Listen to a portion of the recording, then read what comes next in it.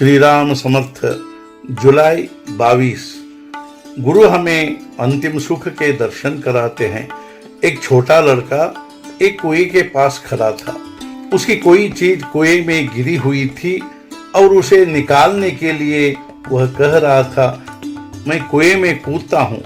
यह देखकर एक मनुष्य जो वहां खड़ा था उससे बोला, ऐसा मत कर, कुएं में कूदा तो डूब जाएगा। फिर भी वह मान नहीं रहा था। इतने में उसका बाप वहां आया। उसने भी उसे खूब समझाया, मना किया, लेकिन फिर भी उसने नहीं माना। तब तो वह उसे डराता, मारता, पीटता घर ले गया। तो अब वह लड़के को मार रहा था, इसलिए क्या आप पिता को दोष देंगे? एकलौता एक बेटा मनौती मानकर हुआ, क्या तुम ऐसे कहोगे? उसे कुएं में कूदने दिया होता तो क्या होता? नहीं कहोगे ना? तो फिर गुरु भी क्या करते हैं?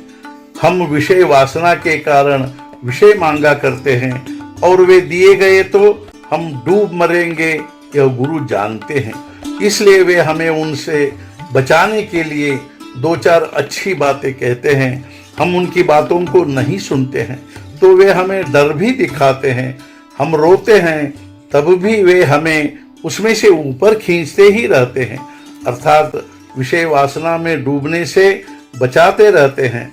हम तो बड़े और पढ़े लिखे हैं, उस लड़के के समान अनजान नहीं, बालिग नहीं हैं, तब भी हमारी इच्छा होती है कि हम विषय में कूद पड़े। गुरु कहते हैं शादी मत कर। तो हमारी शादी कब होगी ऐसा पूछते हैं, उनके पीछे पड़ते हैं और अंत में हम ऐसा तक कहते हैं कि गुरु जी कुछ समझते ही नहीं। हम ऐसा मानते हैं कि जो अभी दिखाई देता है वही सच्चा सुख है, किंतु गुरु को अंतिम सुख क्या है यह मालूम होता है।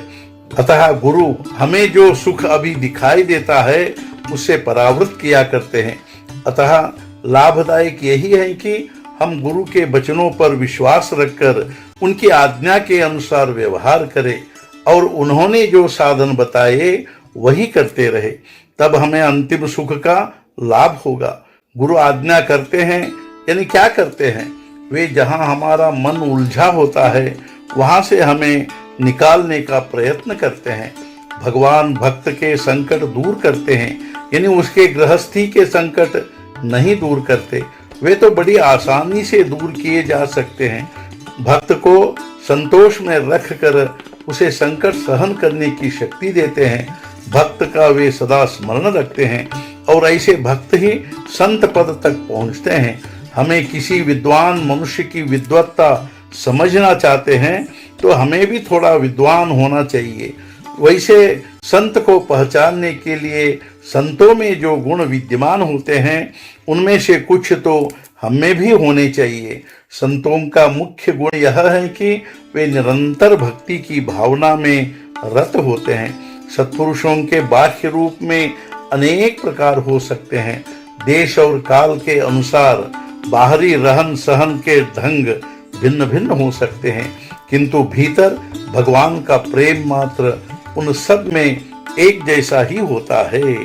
आज का मुख्य विचार, गृहस्थी में डूबे लोग विषय प्राप्ति के लिए कोशिश करते हैं, लेकिन विषय मांगने पर भी जो नहीं देता और उससे परावृत करता है वह संत है।